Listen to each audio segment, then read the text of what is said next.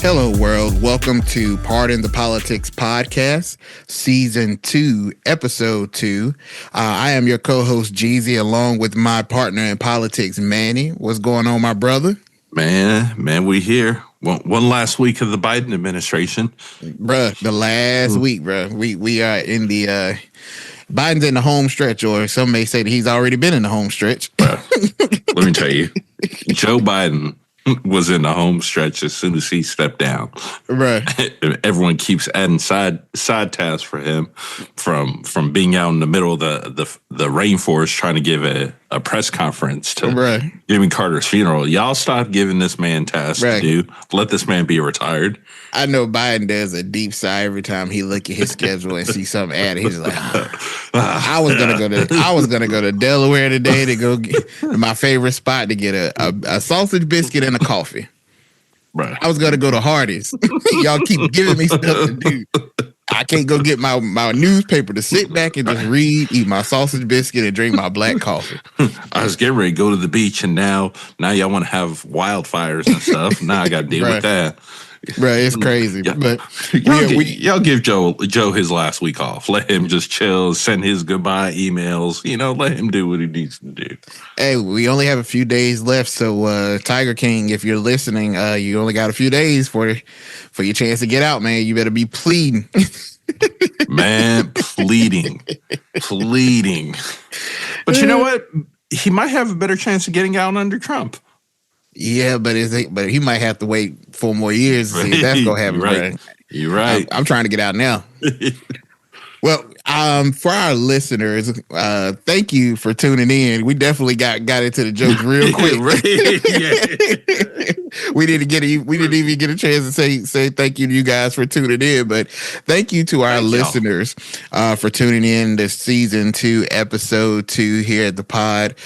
Before we jump into our topics for the episode, the first thing we like to do is offer our thoughts and prayers to those that are being affected by the wildfires. As I'm sure all of you are aware of the devastation that has gone on in California with these wildfires and the amount of damage and casualties that have taken place. So we want to offer our thoughts as well as our prayers to those that are being affected. And just as we did with the hurricanes, for those of you that would like to donate to the disaster relief that will be taking place in wake of these wildfires, you can donate to the American Red Cross. I believe they have already set up on their website details as far as donating to California. And if the American Red Cross is not your choice, then whatever you deem as your choice of organization to donate to, please do so in the wake of all of this devastation. So with that being said, that is actually our first topic I want to bring, we want to bring to your attention is the California wildfires. So as of today, at the recording of this pod, California is still grappling with these severe wildfires, particularly in the Los Angeles County. And I think the last update that we had, there were a total at this moment 16 casualties, I believe, Manny. Yep, 16. 16 casualties. There are over 12,000 structures that have been damaged or destroyed. And they're saying that from an economic standpoint, the loss that has taken place thus far is estimated to be between 135 to 150 billion, making this potentially the most costliest natural disaster in U.S. history. And that'll be interesting once everything is said and done. Oh yeah. And, when you look at, I want to know how much of that costs just because it's in LA. Yeah. Because you look at a Hurricane Helene that marched through several states, just leaving paths of disasters. I think they'll be close, but I think a good portion of the costs around California is around the just the raw cost around it. But man, to to see how quickly this escalated. Like, I feel like this went from 0 to 60 real quick. Real quick, man. Yeah, it was crazy, man, and for all the video and the footage that has been on the media networks and as well as social media, I mean, it looks like something out of a movie, man. It looks horrifying, and I think that we were talking before the episode, and at this current moment, these fires are nowhere near being contained. I think the Palisades fire is only 11%. Contained, and the Eden fire is only 27% contained. So still not, that's a long way away from getting this under control.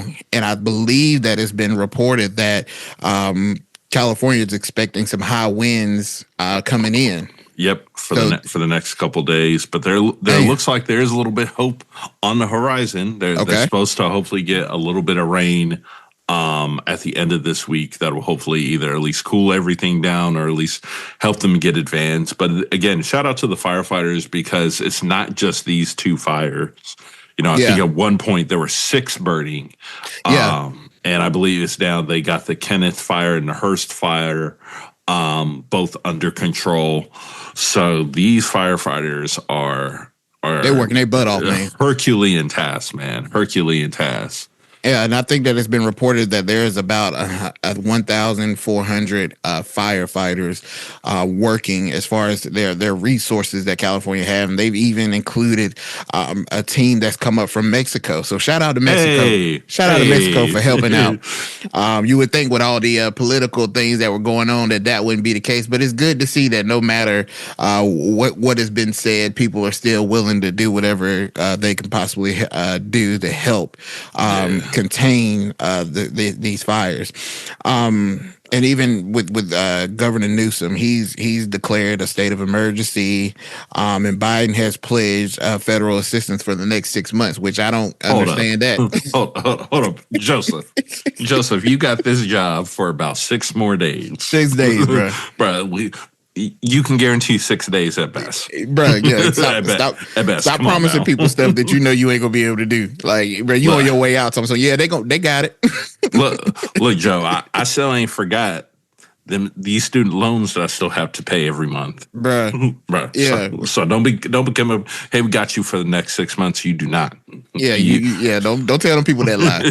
Don't tell them people that lie. They got about 6 to 8 days, bro. Maybe 9, because Trump might not get to it right away. But he got a list of things to do, man. He got a whole heap of things that he want to do starting out. But yeah, man, this storm is this wildfire has just been horrific. I think it's been reported that approximately 180,000 people have been evacuated, and I think new evacuations are coming out because they were saying that with the high winds that were coming in, that the fires, I believe it might be the Eden fire, is looking to actually start moving inland further. So yeah, man, I don't know how long this will go on, as far as how long it will take for them to really get this under control. I'm not a firefighter, nor am I expert in the art of fire. That is not my airbender. Your power. Yeah, that's not voice. My power as an airbender. That's not me. Man. But yeah, man, it's crazy to see all these fires going on and just the devastation that is taking place. I think the biggest shock for me is how long this remained non-political. Man, bro, this it didn't take long. It didn't take long. I was like, we actually got a solid 3 or 4 hours before this became a political thing. Yep.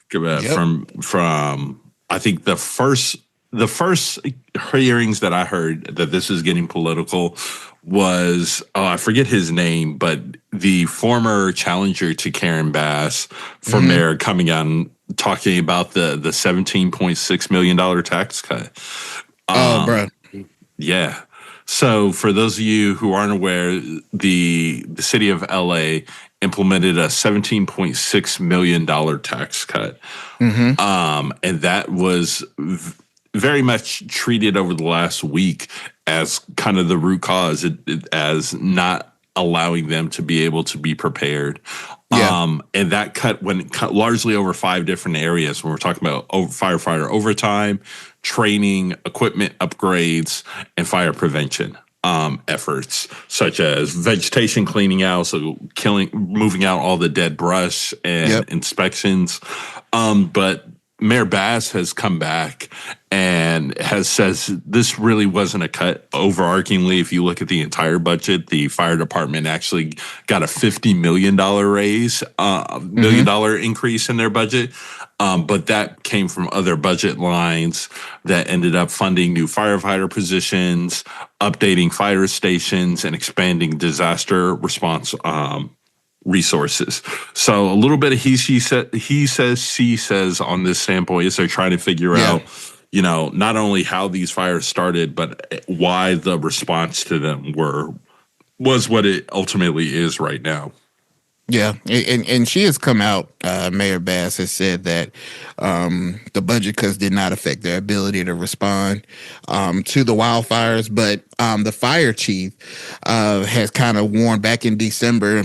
She said that with the budget reductions or alignment or realignment or however you want to look at it, the fire chief came out and said that it would impair the department's emergency response capabilities. And I think that's where you've seen a lot of that backlash in the public come from people kind of criticizing not just this budget cut or budget realignment or however you want to describe it. Yeah, but also Bass has been under fire because Homegirl won't in town. She pulled a Ted Cruz. She was like, I'll be back. Hey, y'all handle it. I'll be back. Right. She had a overseas trip.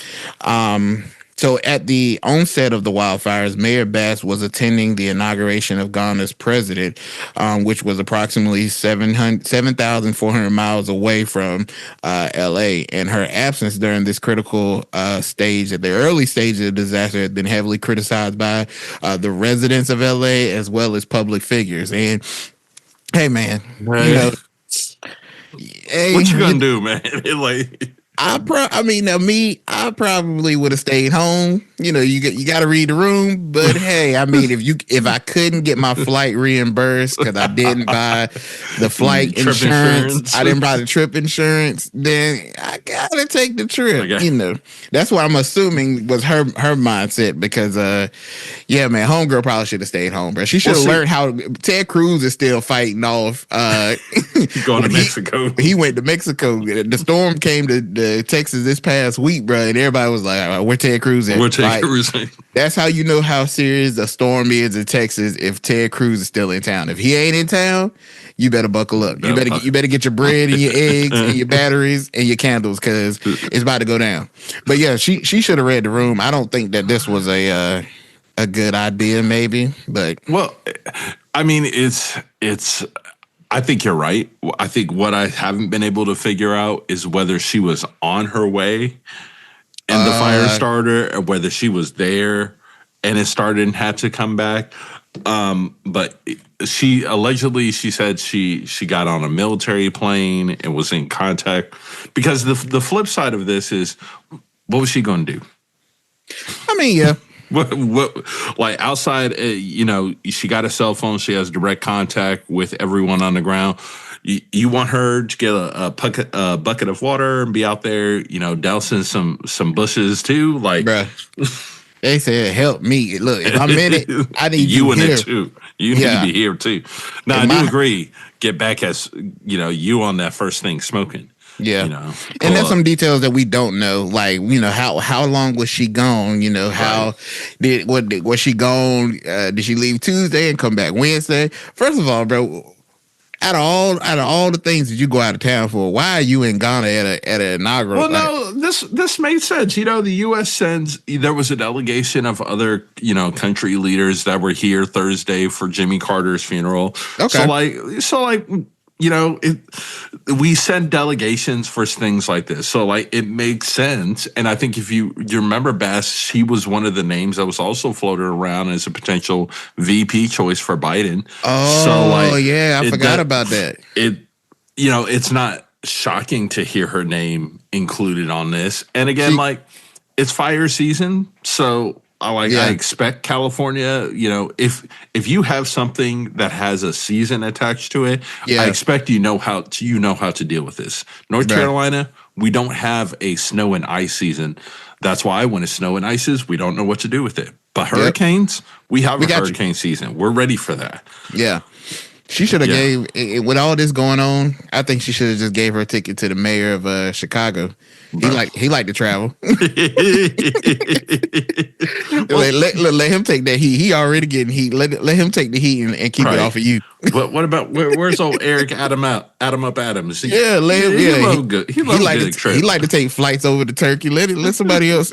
You should have hit a hard pass on this one. But she's received a lot of criticism, and I think that a couple of days ago, since there was a lot of criticism against her, and some of it came from the fire chief. They actually did a press conference together and did the whole, though we have differences, we're still united type of spiel. And I'm starting to, I don't like that, man. Like, no, stand on business. If you don't like that person, if I don't like you, I don't like you. I'm not standing with you in unity. We ain't united. Because then as soon as them cameras cut off, y'all gonna go back behind the scenes, go y'all separate ways, and you gonna keep dogging her, she gonna keep dogging you. I mean, this is why. See, y'all just wait up a little bit when the pod gets its media credentials.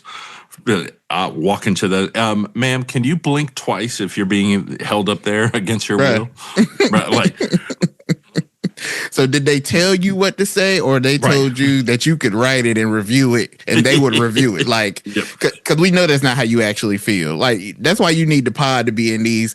You need the boys to be in these areas so that we can ask the real questions that the American people would like to know. Is there anyone in this room you would like to punch right now? Bro. You don't have to look their direction. Just point, and that'll be sufficient. That'll be good. We'll be good on that one.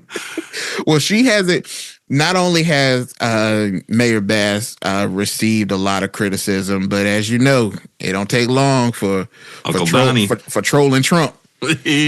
For trolling Trump to get his feet wet in the game. So Trump has been very adamant about his criticism towards California, and his attacks have been directed at Governor Newsom. So Trump's Crump.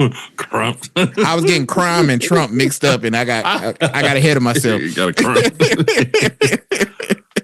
So Trump has been very critical of Newsom in the state of California in the areas of primarily that he believes their forest management is just terrible.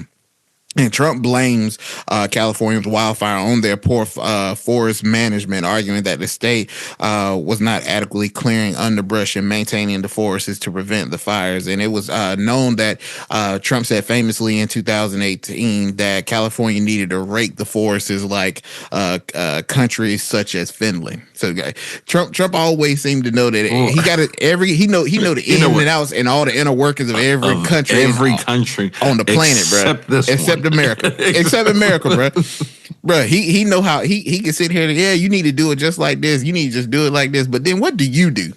Right.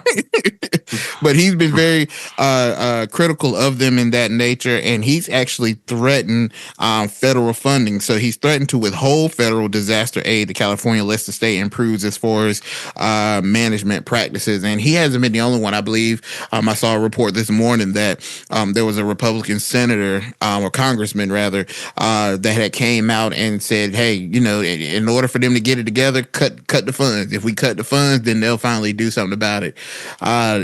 It's a little bit of a hard approach to go with. I understand what Trump's trying to do. If I take the bottle out of your mouth, you'll figure out what to do. You won't starve. You'll figure something out. But I don't know if that's necessarily the best approach. But what do you think? It's not. It's like the overarching response to everything can't be, well, I'll turn the money off. Yeah. Yeah. Like if that's your only tool, then you lack enough tools as a leader to get things done. Now, does money get people to come along a little bit faster? Yeah. Oh, yeah.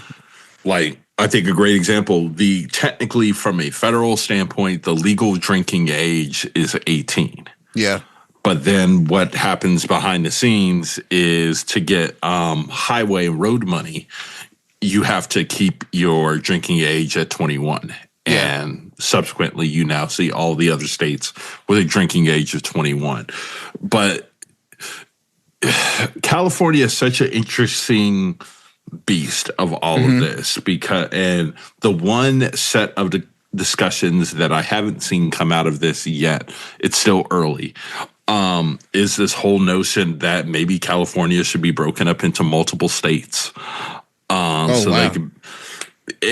That pops up about every 3 or 4 years. It's like, should we have a northern, central, and a southern California, break it up so they can better focus resources and whatnot? So that happens all the time. But I mean, clearly some of this stuff is needed, but also let's not forget, at the end of the day, Trump needs someone to spar with.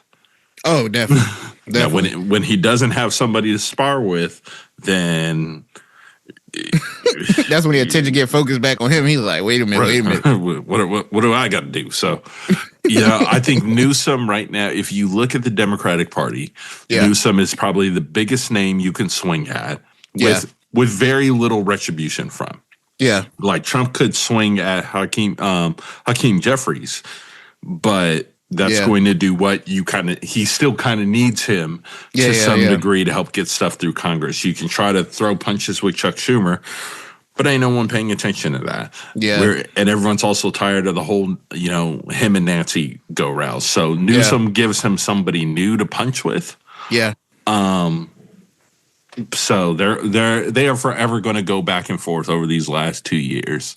Yeah. Now, you and I were talking about it, I think it was yesterday, but I think it'll be interesting to see over the coming days and weeks, see what Vice President Harris does in relation to all this as some of this really starts to ramp up and kind of move along and progress. So we've said it here. I've said it here before several weeks ago. There were some leaks going around saying that, Vice President Harris has her eyes potentially on the governorship of California. So it'll be interesting to see if she comes right out of the White House and starts getting involved in things in California like this. Yeah, I think that'll give us definitely a clear indication once this is all said and done for her and the Biden administration. What does she do? Does she go back to San Fran and she just chill for a little bit, or does she get to work? And that'll, I think, give us a clear indication of kind of some of the things we've already shared here on the pod. So with Trump taking his jabs at Newsom has responded, because we know that, and I think that's why Trump likes Newsom. He'll fight back. He'll fight back. I think Trump likes people that fight back. Like, he like people that's gonna go with him. It's just like with him and Obama. Like, he'll say all this stuff about Obama, but he knows Obama will throw his jabs at him, and then we seen it at Carter's ceremony, his service, that they sitting there kikiing and all this stuff. And Trump said it. Yeah, I think we like each other. Like, he know he do, because he knows that Obama can throw a jab, Trump can throw a jab, and he likes that. So, of course, Newsom's going to throw a jab back, and he has defended California's efforts. Newsom has stated and argued that California has already invested heavily in wildfire prevention, including forest thinning, controlling burns, and other mitigation strategies. And he's highlighted the fact that the federal government owns nearly 60% of California's forest land, suggesting that there should be a shared responsibility. Now, now one thing I would say one thing I like about Newsom, bro. Newsom can throw you a curveball down and be like, he got a point, and that's a very good point for all these people saying, "Oh, you wanna take the federal money away, cut federal spending." Well, y'all own 60% of the forest. So then, what is your investment in the prevention? So if you're gonna own it, if you're gonna own this land, take care of it. Yeah. Don't own it and don't come by and cut the grass. Right. But he's hit back at that, and I think as well as this morning, I saw that he has actually started a website. Where he has taken all the information that's been spewed out there about, I guess it was the misinformation that's been spewed out there about the wildfires, and he's gone and gave facts on every single thing to say, look, there's a lot of misinformation going on out there. Here are the facts and the details of what's going on. So you're hearing it from quote unquote the horse's mouth. So he's not playing any games, and he's been out there on the front lines. He's been out there. I think I seen a video where a lady actually confronted him about like the fires and stuff. Yeah, bro. Like, I didn't even want to watch it because I was like, I didn't even click on it, but I kind of heard her like coming up to him and was like, "What about my daughter's school?" And first of all, forget that school. What about my house? Right. I'm sorry. Right. I can homeschool my kid. Right. I'm not coming up to you lay to my say, head. I'm not coming up to you to say, sir, my daughter's school burnt down. Why? No, I'm worried about my house. Right. I'm worried about where we live. The school, the government will take care of that school. As long, hopefully there was nobody in there, and obviously that building can be replaced. But I'm worried about what belongs to me. But he's been and will be replaced, and will be. And bro, you know what? And I was talking to my wife about this, bro. And this is what's going to be so interesting to me: the rebuilding process of all of this, because there's a lot of structures that were damaged or ruined. And it was sad to see, Manny, that there were people that were like in their 80s and 90s, like, I've lived in this house 50 years, and one day, where do they go? Where do you do? What do you do? Right. Now, one of these guys, he was like a 91-year-old man, and he was talking about how he lost his house, and he'd been in that house 55 years, and he was like, I'm not, but I lost my house, but it'll be fine. I'll rebuild it, and I'll rebuild it back up. And in my mind, I was sitting there thinking, like, bruh, right, 91 is a beautiful life. It's a beautiful life, and that house might be rebuilt. But you probably you won't be sleeping in it. But you might not be sleeping in it, bro. At 91, bro, I'm be real with you, man. At 91, if my house burned down, bro, I'm be ready to go. I'm like, you know what, Jesus? You know what, Jesus? Go ahead. I'm going to get a 1-bedroom apartment, and I'm just going to live out the remaining days I got. I ain't thinking about that house no more, bro. I ain't going to rebuild that house, bro. Nah, I'm going to take that money, and I'm going to go give me I might go on a cruise ship and just rent out the same room for a year. Like, bro, I'm about to be a nomad. I'm about to be a nomad herder for the rest of my days. I'm just going to be wherever I'm at is wherever I'm at. I got a P.O. box, bro. I don't even have a mailing address. I got a P.O. box. I have no home. I just roam, bro. Hey, send this to me at the next port. Bro. I'll pick it up. But sir, this address is a resort. Yeah, I know. I've been staying here for about 4 months. Yeah, this is my residence for now. But yeah, buddy, the cost of this resort is cheaper than a nursing home, bruh. Bingo. I'm not talking about at 91. I'm about to rebuild my house that just burned down. But but then I understand too. Some of these people have sentimental value, in what they have done, and I can't say that that's not the right thing, because we remember here in Eastern North Carolina when the floods came, and people lost homes, and people rebuilt those homes, and I thought it was absolutely crazy, because I'm like, you're building it right back in the same area that just got washed away. And I didn't understand it, but that sentimental value that people hold to their home and the area, something that they've known all their lives, they feel that that's the best step, and that makes the most sense for them. So, and there's been some skepticism around a lot of this, Manny, because I think there were reports that something went down with the fire insurance before all this took place. In September, July, there were a lot of people that started being dropped from their insurance. And I think that is going to be a quiet thing that this next administration is going to have to figure out, is what does the future of insurance look like when you have a situation, what we see in California with how you insure for fires versus what you see in Florida of how you insure against flooding and whatnot. I think there's going to be something done with insurance in general. Yeah. And I think there almost has to be, because how do people essentially pay into this system? Yeah. And then all of a sudden they can just, and then they just get dropped from it, and then that's just the end of it. Man, and there's getting dropped, but then there's also the whole like, hey, yeah, we're just not going to approve this. Like, what? No. Yeah, like, nah. That's insane.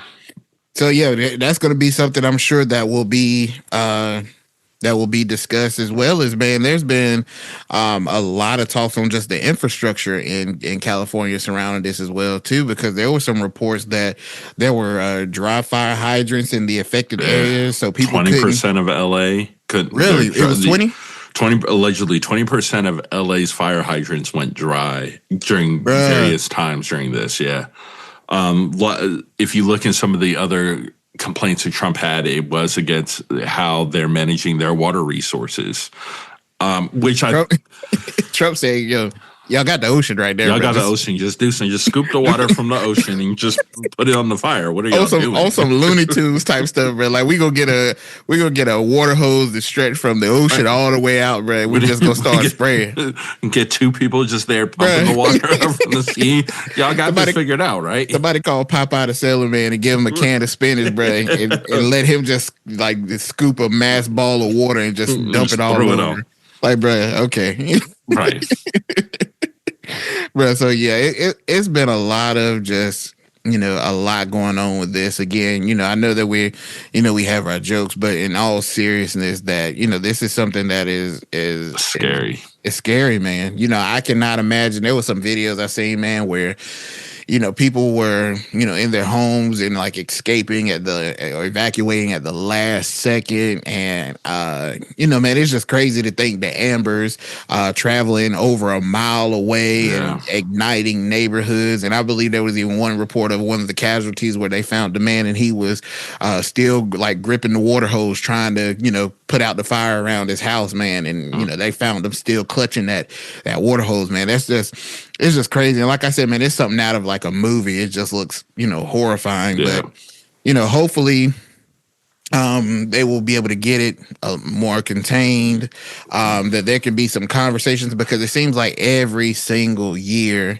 during this season, something. Here we go again, so some serious conversations need to be had, and some serious adjustments need to be done. And if some things are being done, then more in those areas need to be done to prevent this, because, you've heard a lot of celebrities lose homes.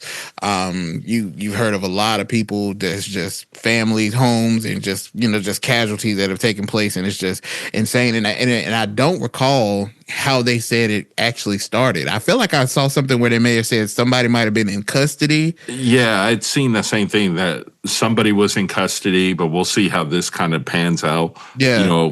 I think they've said the correct thing. The focus right now is protecting life. Yeah, man. And I'm gonna tell you the crazy thing for me, and I think I said it in the group chat, but bro, I cannot imagine if I sat, like, if I'm in a homeless shelter, or somewhere like an evacuation site for the fire, and people are like, man, how did this happen? And I knew that I was like the one that started the fire. Like, right. Bro, be sitting there like, oh yeah, this is crazy, man.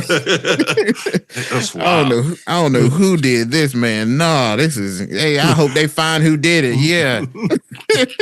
Knowing that you potentially was the one that started. And again, I think that's crazy. I think the ones that happened last year started by like fireworks or something. Fireworks, yep. It's like, dude, it's already a warning that, what's going on, what's taking place. Why would you light fireworks during, like, I don't understand that, man. Like, people just be dumb. People just dumb, bro. Just dumb, man.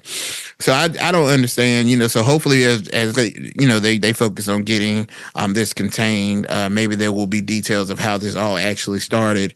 And if it was started by an individual, hopefully justice will be served, because a lot of people have been hurt and been damaged and lost a lot, not just monetarily or physically, just the emotional toll that this will take on people. I believe I seen somebody say that there was this thing, and they said it as fire trauma, but fire trauma. Yeah, I mean, that's really what it is. This guy was like, he was talking about how his childhood, that they had their house burned down, and he was saying that that he just had got to a point where he doesn't wake up in the middle of the night screaming and can smell smoke. And he was like, I didn't realize that was a real thing until I actually went to therapy and went through it. And it made me think that all these people, man, having to witness that, having to run, get out, do all these things, it's a lot of mental toll that's going to take. And a lot of people are going to have to navigate and hopefully heal through that. So, man, I just can't imagine, man. And again, like we said at the beginning, our thoughts and prayers are out to those that are being affected by the wildfires. And hopefully things will start to subside pretty soon, and we will hopefully not have any more casualties. So that is our conversation on the wildfires in California. So to lighten the mood, we have something next on the docket, and that is our good old President-elect Donald Trump. Donald Trump has been sentenced in the New York hush money case involving payments to adult film star Stormy Daniels. The sentencing conducted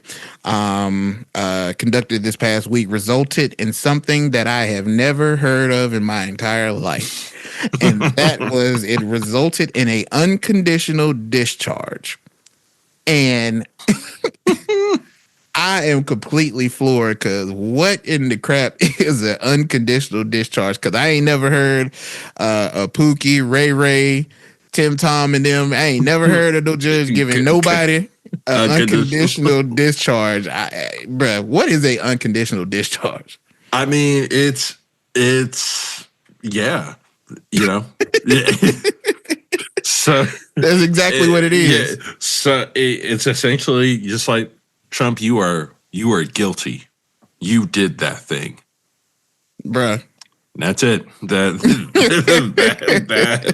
I'll see y'all tomorrow. All right, thank y'all. Hey, you did it, but yeah. This whole thing is so much theatrics, so much. They basically had Trump come in so they could say, "Yeah, you're guilty." That's it. They did. I was expecting a fine at least. At least, bro. At least. Like it was gonna be a remedial fine of like $1,000 or something. But still, bro, this has to be the biggest slap on the wrist I've ever seen in my life. And for our listeners, just because we like to be factual, so let us give you a definition of what this is. An unconditional discharge is a legal outcome in which a person is found guilty of a crime but is not subject to any further punishment, such as prison time, fines, or probation. This type of sentence effectively ends the legal matter without imposing ongoing consequences on the convicted individual. So, brother, he didn't even get probation. Nothing. He could have got unsupervised where he just got to call and check in maybe every other month, take a drug test. Bro, Trump got nothing. And I'm just, this is almost the equivalent of a dad looking at you and saying, all right now. Hey, stop all that. whatever you're doing in there, you need to stop. My man, okay, so let's take a step back here, man. What was the purpose, bro? What was the purpose of making Trump appear to just say, hey, you did it. That was it. See you next week. That was the purpose. Hey, you did this. The judge wanted to wag his finger. That's pretty, because honestly, you could have just saved everybody some time. I'm with Trump. We didn't even need to have this thing on Friday. I am just with Trump, bro. And then what's crazy? Trump said this was the worst experience. I'm like, bro, you got to come to a cold courtroom, take you a nap, talk to the media, and go back home, and that's it. That's it. And you got to see your old side piece. Got to see Stormy. You know what I'm saying? And it is what it is, bro. Like how was this the worst experience that all you got was a hey, you did it, but we'll see you another time. Don't do it no more. when you're used to not having to stand for the consequences of your actions, bruh. Even the most mild case of equality feels like oppression. Bruh, this is crazy. Like at this point, bro, Trump, I don't know whether he is just that blessed or that lucky. Let me tell you. I don't know which one it is, bro. I don't know what prayers Donald Trump has said that he is a Christian. So, all I can do is take it what he says. But them prayers, bro, I don't know what kind of line he got to get the Lord to move on his behalf. Bruh. Have to be some of the greatest prayers since Peter. Right. I need to know. I need to know how you say. Where do I need to be in my prayer life that I may get every single prayer that I ask for answered? Like Trump literally is the luckiest man I have ever seen in my life, and that makes me think, Manny, I can't hate on Trump no more, bro. I can't hate on Trump, bro. Something about Trump, he just got it, bro. He just got it. Now it could be that his next destination after life is over. Maybe a little warmer. Just a little bit warmer than a little warmer. So maybe the good Lord will say, you know what, I'm gonna give you all your rewards now because you will not see not one in heaven. Not a one. You ain't gonna see a single one in heaven. So I might as well go ahead and give you yours up front. Right. Because I just don't get it, man. Well, to me, it's just. I see why people lack confidence in our justice system. Because if it was me. Are you doing at least 4 years? Like all of each of these charges carried a 4-year maximum sentence. Yep. So I think most people would have either gotten some level of probation, probably for 4 years. Yep. Or gotten one concurrent sentence of 2 years or something like that, or at least community service. Like they gave him nothing. Bro, you had not one felony, but bro, you had 34 felonies, and you walked out the courtroom. Bro, there is never a single person that in the entire history of a felon. I've never heard of a felon have 34 counts and walk out of the courtroom. Clean. He never seen a single orange suit. Trump never had a bologna sandwich behind bars. This man didn't even. I don't even know if he even saw a holding cell. The only orange that Donald Trump sees is the orange that looks back at him when he looks in the mirror. Bro, so when you see this, how can you have confidence in the justice system when you know if it was me and you? Oh, bro. We would have been, bro, I would have never seen the light of day again with 34 felonies. Never would have seen the light of day. Let alone being the upcoming president, the current president-elect. Hey, bro, like, why is that okay? So I'm kind of disappointed in the sentencing, and I'm not saying that it's my life ambition to see Trump behind bars. Now, for content's sake, I think it would be quite funny, and I definitely could think about 10 jokes that I could say off the top. And I understand that him even going to jail, being the sitting president, is not ideal for the country from just operational wise, just from the sake of just on a national scale, how that would look. I just don't think that is ideal. But to just walk away from it and just say, whatever, I just think that's just it don't sit right with me, bro. It don't. But what I want to remind everyone of is how much Trump had on the line in this election. Oh, bro. Like, if this shows you nothing, this should show you how much Trump depended on everything. That's why I can't hate this man no more, man.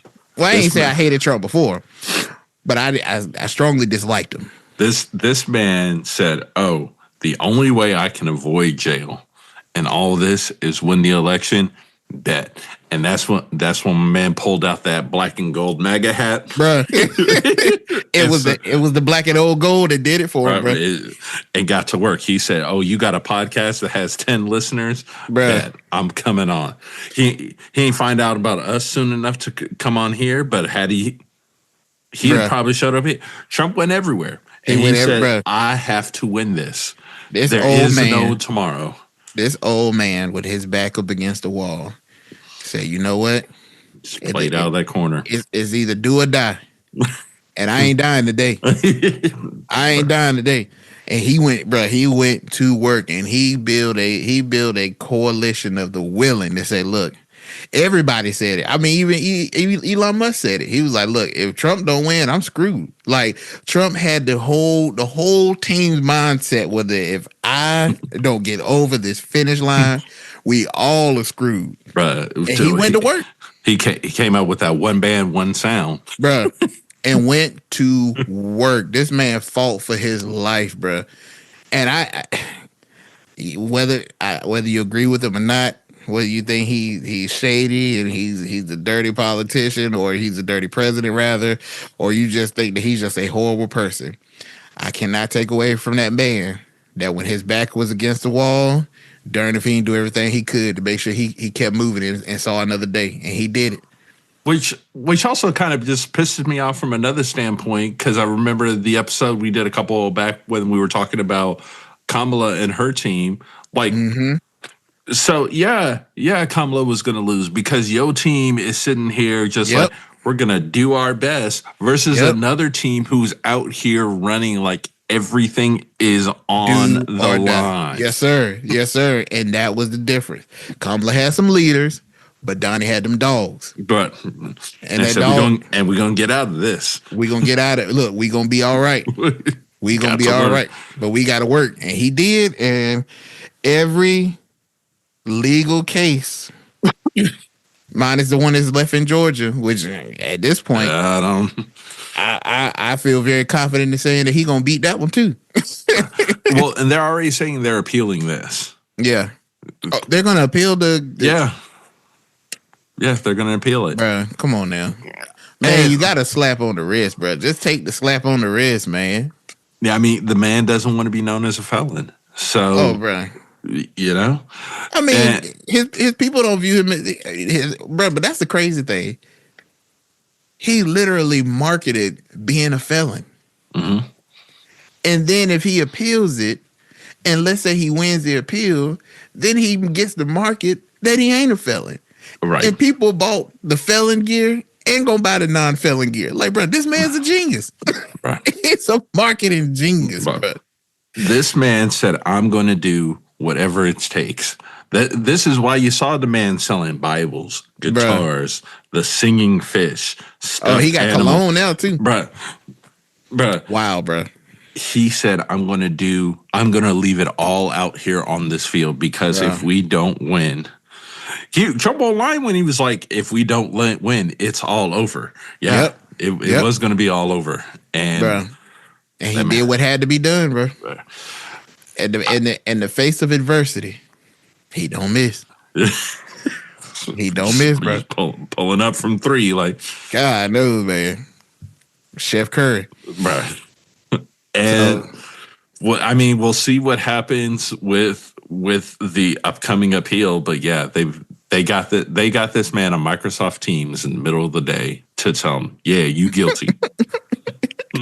His face was priceless too, bro. Like that's Trump be serving it up like when he annoyed, bro. Like ain't nothing about him that look, bro.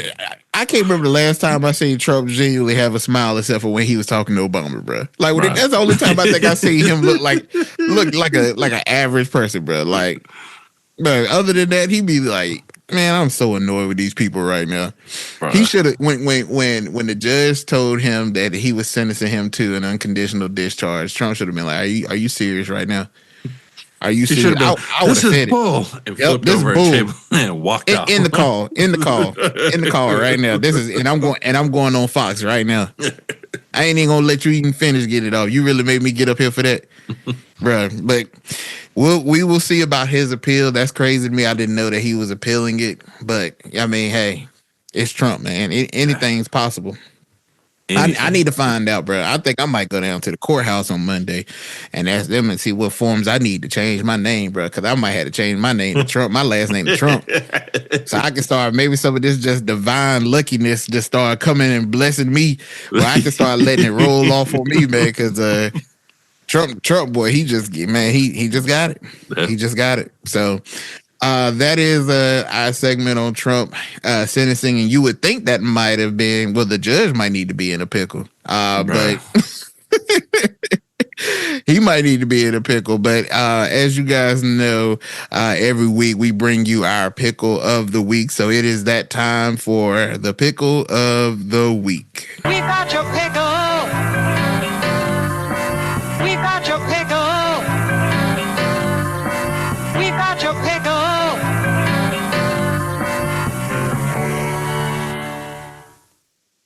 All right. The pickle of the week. Now, I know last week we did a whole area in Manhattan, New York.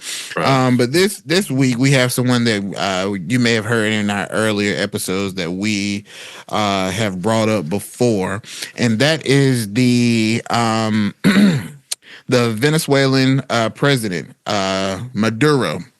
Boy, he's in a pickle. He in the brine, man. He in the brine. It was reported that on January the 10th, the U.S. Department of State increased the reward for information leading to his arrest and/or his conviction. It was $15 million. He had $15 million on his head. U.S. put another $10 million up there and said make it 25. Now, I'm gonna tell you this: that if there is anybody that listens to the pod that may have any details or information that will lead to his arrest, if you email if you don't feel comfortable, email the boys. Well, if you don't feel comfortable, we will definitely take it from here. You don't have to say a single word. We got you. Because let me tell you, we'll make sure part of that money hits that account properly, bruh. You name the percentage, and I am okay with whatever you name. But you feel free to email us. He right over there. He right here, boss. Right there. Come get him. Now, you ain't hearing from me, but he love to go to Steak and Shake every Wednesday around about 7.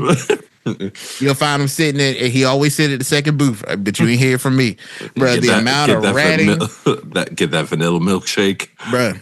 The amount of ratting I would be ratting would be insane, bro. You can call me Master Splitter. Not that level of rat. I'm finna rat, bro. Because there ain't no way in the world you tell me 15 mil, that ain't nothing to frown at either. But when you tell me you putting another 10 mil up, oh yeah, I'm letting you know. I might know a couple things for 25. Somebody knows something. Hey, I don't know if we got any listeners in Venezuela, but look, let me tell you, y'all go ahead and get on this money. I would put in there with the State Department. If I give you this, how about this? I don't want the 25. You can keep the 5 and just give me citizenship, so that once I tell you, that's a horrible deal, G's. But look, give me citizenship and I'll take 15 million.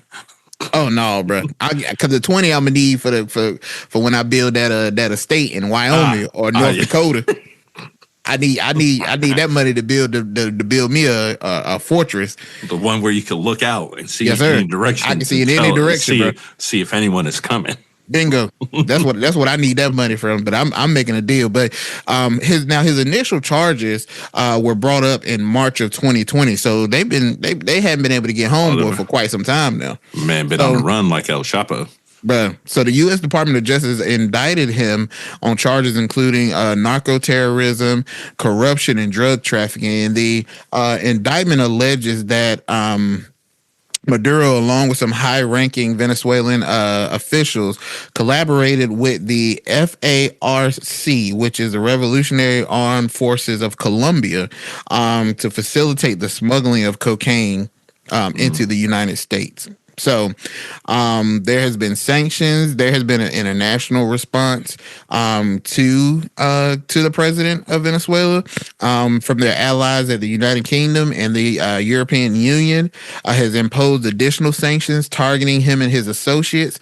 But these measures have aimed to further isolate his regime and cartel his financial resources. So they're trying to squeeze him out of hiding, but it ain't happened quite yet, bro.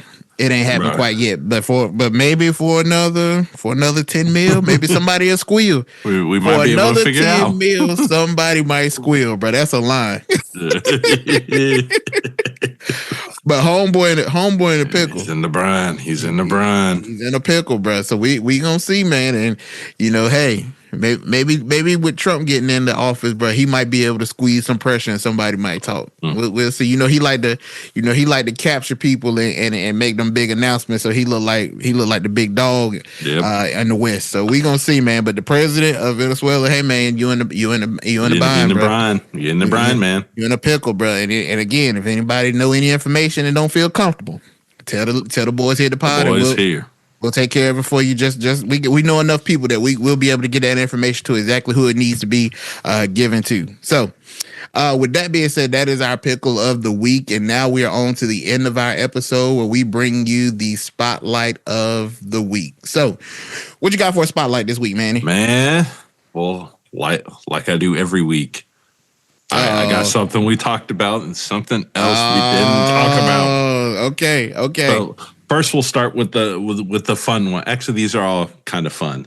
For anyone who follows the news, Friday afternoon always is going to provide you very interesting news, because when they drop the news on Friday afternoon, they're trying to do it so no one can see it. It's heading into the weekend. Mm-hmm. So, and normally we wouldn't cover things like this, but it was one of those very interesting Friday drops, and I was like, okay, so if you guys had been kind of aware, there was something that came up a few years ago in 2016 called the Havana syndrome. Mm-hmm. Basically, it's a collection of symptoms around headache, nausea, vertigo, dizziness, memory problems, confusion, hearing strange noises, sleep disturbance, ringing in the ears, and fatigue. And they found this happening to various U.S. diplomats, starting in Cuba, but also in other places recently around the globe. Mm-hmm. Well, there is new intelligence that suggests that Havana syndrome could possibly be caused by a foreign energy weapon. Oh no, bro! So a weapon? Yeah. Well, let me ask you this: is this just to these diplomats, or is it happening to regular citizens too? So apparently, it's just been at least reported through the diplomats. No real, not it really being said. Other people impacted, but again, this is happening overseas. It could be impacting local people, and they would just never know or think about it. So, yeah, they're saying, wow. They're not saying there is, but they're like, there is a chance that there is a foreign energy weapon that some of these cases could have been caused by.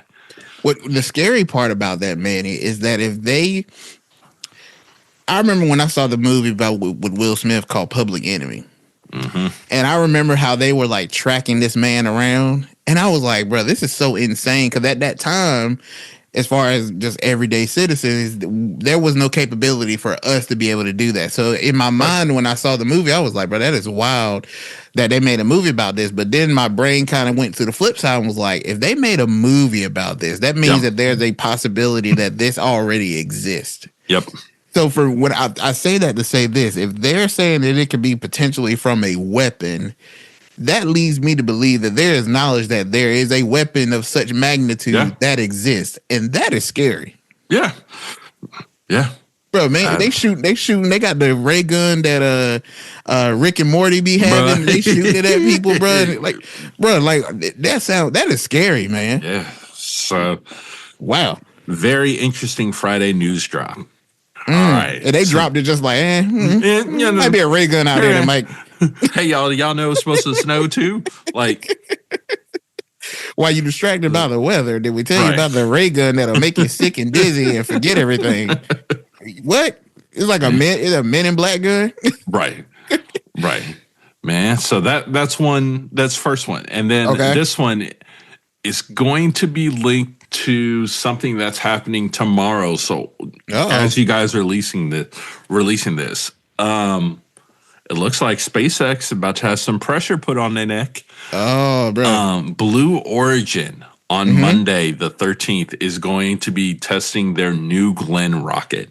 Their New Glenn rocket is supposed to be a competitor to the Super Heavy that SpaceX does. So if this is successful, this could give another space agency or rocket ship company the abilities of handling U.S. contracts. So Jeff Bezos is coming after that neck. Bro, that is crazy. So, yeah. For those of you who aren't aware. So now we're going to have Tony Stark and Lex Luthor. Just going at it. Just going at it. So, bro, this is crazy. I think this is ultimately good because eventually it's going to drive down prices. And I've said it before. I'll say it again. I want to go to space. So, again, President Musk and Mr. Bezos, if either of you would like me to go to space, the boys on the pod to go to space on one of your rockets, let us know. Yeah, we can do an episode in space, bro. The first podcast to do an episode in space. In space. I'm with it. See? Look, let's make history, guys. So, those are my two spotlights of the week. All right. Well, the only thing that I really have, nothing of major news, but this Wednesday, Biden will be delivering his farewell speech. So as we wrap up the last coming days of his administration, we'll get to hear from him one last time, man. I'm interested to see what he has to say. Again, whether you dislike Biden, and I think there'll be a conversation later down the road where we will examine what his legacy looks like as a president, as a member of Congress, the work that he's done, and the things, the ups and downs that he's went through as well too, as far as in the face of adversity, the loss of his son. So it's just it's going to be kind of one of those things, man, especially with former President Carter being laid to rest, and now seeing the end of Biden. This is it for him. I mean, there is no more service. Well, I won't say there isn't no more service, but his days of service are numbered. You know, it's kind of seeing it kind of being the end, and I think this is something kind of new for me, because I've seen presidents farewell before, but we've seen those presidents still, you know, hang out a little bit, you know, still hang out in the parking lot after the game's over. I don't know if we'll see much of that or how long we will see much of that with Biden. I got a feeling that it'll almost be a fade to black for Biden. With you know, with his age, you know, with some of the things that he's gone through, because he is old, you know, some of the things he's gone through, and even some of the rumors that we've heard of his health decline. I think that we'll just see that fade to black, and you know, whether you agree with Biden or not, you know, you just hate to see that. You know, you hate to see it. Originally I was, but then I saw his comment earlier this week that said he could have beat Trump, and I'm also like, never mind. Joseph, you don't go somewhere and sit down. Matter of fact, move that farewell speech up to Monday. Let's get Jill, you up out of here. You talking crazy. Jill, where are you? Come get him.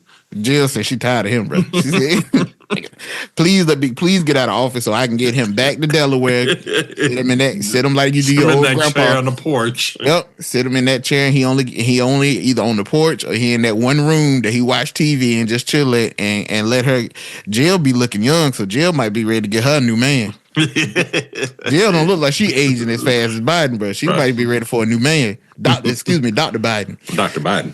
But that is coming up on Wednesday. And then the last thing I'll just mention is that we have some confirmation hearings that are coming up this week. Finally, it looks like, I know in one of the previous episodes we had to mention that there weren't many on the docket for hearings, but it looks like they're filling it in a little bit. So on Tuesday we have just a couple I'll name.